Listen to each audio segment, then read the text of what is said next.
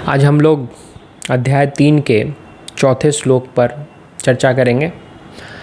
अध्याय 3 की शुरुआत ही होती है अर्जुन की जिज्ञासा से। अर्जुन पूछते हैं कि हे भगवान, आपने बताया कि ज्ञान जो है कर्म से श्रेष्ठ है। जब ज्ञान कर्म से श्रेष्ठ है तो फिर मैं ज्ञान के मार्ग पर क्यों न चलूं, कर्म के मार्ग पर क्यों चलूं? और कर्म ही नहीं, इस घोर कर्म में मुझे क्यों लगा रहे हैं? एक तरफ तो आप बोल रहे हैं कि ज्ञान श्रेष्ठ है और दूसरी तरफ मुझे कह रहे हैं कि इस घोर कर्म को करो। घोर कर्म इसलिए क्योंकि ये जो कर्म भगवान कह रहे हैं, युद्ध करने का कर्म, इस कर्म में अर्जुन को अपने बंधु बांधवों की हत्या करनी पड़ेगी, अपने गुरुजनों की हत्या करनी पड़ेगी, वध करना होगा, पितामह का वध करना होगा। तो इसलिए वो कह रहे हैं कि ये तो घोर कर्म है, आप सामान्य कर्म नहीं, मुझे एकाएक घोर कर्म में लगा रहे हैं। और दूसरी तरफ क्या बोल रहे हैं कि ज्ञान श्रेष्ठ है। तो ये जो मुझे मिश्रित वचनों से हमको मोहित मत कीजिए, हमको क्लियर निश्चित करके बताइए कि क्या सही है, ज्ञान सही है, कर्म सही है, मुझे निश्चित करके बताइए। तो अर्जुन की इसी जिज्ञासा का उत्तर वो आगे के श्लोक में दे रहे हैं। तो तीसरे श्लोक में उन्होंने बताया कि मैंने 2 प्रकार की निष्ठा तुमको बतलाई। एक बताई सांख्य निष्ठा और दूसरी बताई योग निष्ठा। सांख्य निष्ठा ज्ञान योग के लिए बताई और योग की निष्ठा मैंने तुम्हें कर्म योग के लिए बताई। फिर अब चौथे श्लोक में भगवान बतला रहे हैं कि देखो, मनुष्य न तो कर्मों का आरंभ किए बिना निष्कर्मता को प्राप्त होता है और न केवल त्याग मात्र से या केवल संन्यास से सिद्धि को प्राप्त होता है। भगवान सीधा सीधा कह रहे हैं कि ये जो तुम सोच रहे हो कि मैं कर्म नहीं करूँगा और इससे निष्कर्मता को प्राप्त कर लूँगा, तो ये तुम बहुत बड़ी भूल कर रहे हो। क्यों भूल कर रहे हो? क्योंकि निष्कर्मता को तुमने समझा ही नहीं। निष्कर्मता का अर्थ यह नहीं है कि कर्म नहीं करना। निष्कर्मता का कुछ अलग अर्थ है जो कि तुमको नहीं पता है। तो भगवान कह रहे हैं निष्कर्मता ये नहीं है कि कर्म नहीं करना। कह रहे हैं बिना कर्म किए तो निष्कर्मता भी नहीं फलित होगी, निष्कर्मता भी प्राप्त नहीं होगी। तो ये बड़ा आश्चर्य की बात है कि लोग तो यही समझते हैं, सभी यही समझते हैं, जो सा अर्जुन समझ रहा है कि कर्म नहीं करना यही निष्कर्मता है। नहीं, कर्म के बिना भी निष्कर्मता नहीं होती। निष्कर्मता में भी शब्द में कर्म शब्द जुड़ा हुआ है, निष्कर्म। तो कर्म तो वहाँ भी है। तो हर शब्द का अर्थ जो होता है वो बहुत गूढ़ होता है, उस शब्द की रचना में बहुत कुछ छुपा होता है। तो निष्कर्मता का अर्थ यह नहीं है कि कर्म विहीन होना। भगवान आगे के श्लोक में बता रहे हैं कि कर्म किए बिना तो कोई रह ही नहीं सकता। 5वें श्लोक में कह रहे हैं कि निसंदेह कोई भी मनुष्य किसी भी काल में क्षण मात्र भी बिना कर्म किए नहीं रहता, क्योंकि सभी प्रकृति जनित गुणों द्वारा परवश किए हुए कर्म करने के लिए बाध्य होते हैं। तो जो प्रकृति जनित गुण होते हैं ना, वो मनुष्य को विवश कर देते हैं कर्म करने के लिए।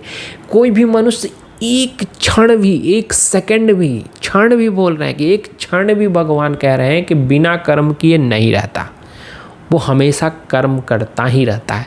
इसलिए तुम जो ये कह रहे हो कि मैं कर्म नहीं करूँगा, तो ये मूर्खों वाली बात है। कर्म तो तुम करोगे ही, कर्म का प्रकार बदल जाएगा, दूसरे कर्म करोगे, लेकिन कर्म के बिना तो कोई रह ही नहीं सकता। इसलिए तुम बोल रहे हो कि कर्म का नहीं करना निष्कर्मता है, तो ये तो सीधी गलत बात है। कर्म का नहीं करना निष्कर्मता नहीं है। तो फिर आगे भगवान बतलाते हैं कि क्या है निष्कर्मता। तो बतला रहे हैं कि ऊपर से इंद्रियों को वश में कर लिया और मन से चिंतन कर रहे हैं विषयों का, तो ये निष्कर्मता नहीं है। ये निष्कर्मता नहीं, ये ढोंग है। ठीक है। तो फिर आगे भगवान बतला रहे हैं कि निष्कर्मता क्या है। तो कह रहे हैं कि मन को, इंद्रियों को, सब को वश में करते हुए आसक्ति रहित होकर कर्म करना, आसक्ति रहित, अनासक्त भाव से कर्म करना, यह है श्रेष्ठ कर्म और यही निष्कर्मता की ओर ले जाता है। ऐसा कर्म जो फल से मुक्त कर दे, वही तो है निष्कर्म। निष्कर्मता की ओर आप तब जाएंगे जब फल से आप मुक्त हो जाएंगे। अर्थात आसक्ति, जब कर्म आसक्ति रहित होगा, तो जिस व्यक्ति को कर्म में ही आसक्ति नहीं है तो उसको फल में आसक्ति कहाँ से होगी। तो ऐसा कर्म जो आसक्ति रहित हो, अनासक्त भाव से किया जाए, वही निष्कर्मता की ओर ले जाता है। तो भगवान इसीलिए कहते हैं कि बिना कर्म किए तो तुम निष्कर्मता को भी प्राप्त नहीं हो सकते।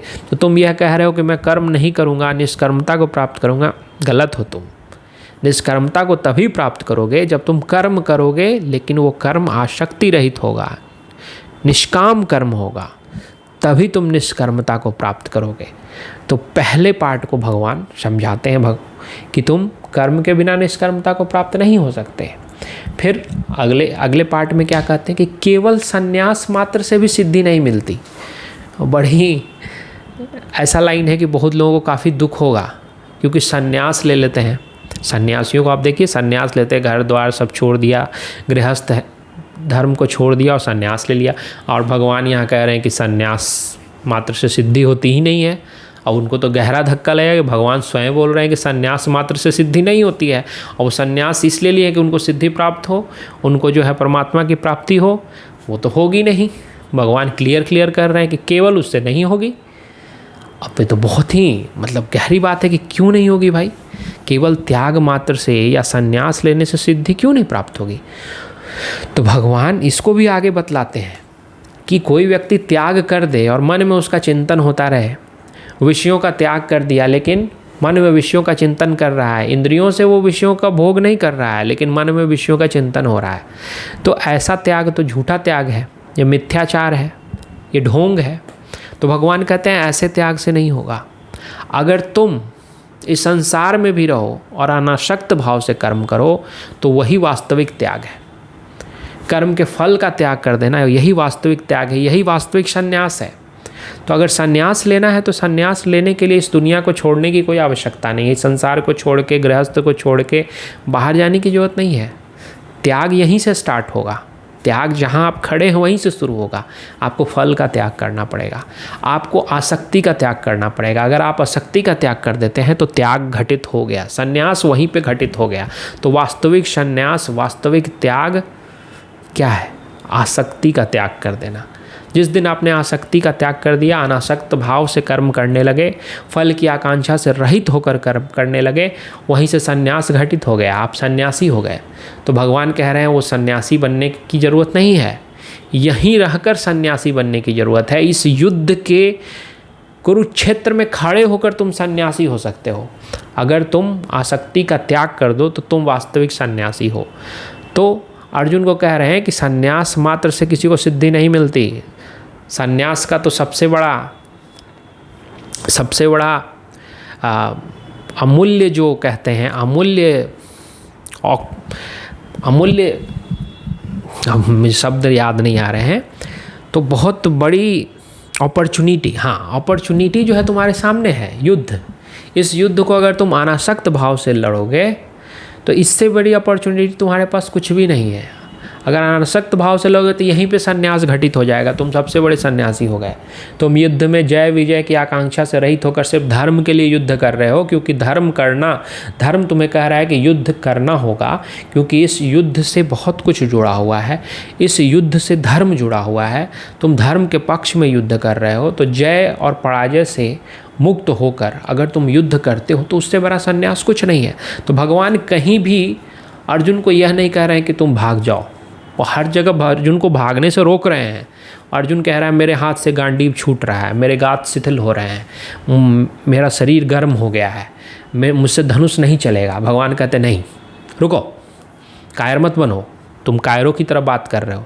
तुमको युद्ध करना है, यही युद्ध करना है, तुमको फल की आकांक्षा का त्याग करना है और शक्ति रहित होकर युद्ध करना है। अगर ऐसे युद्ध करोगे तो तुमसे बड़ा सन्यासी कोई नहीं है, तुमसे बड़ा कर्मयोगी कोई नहीं है, तुमसे बड़ा ज्ञानी भी कोई नहीं है।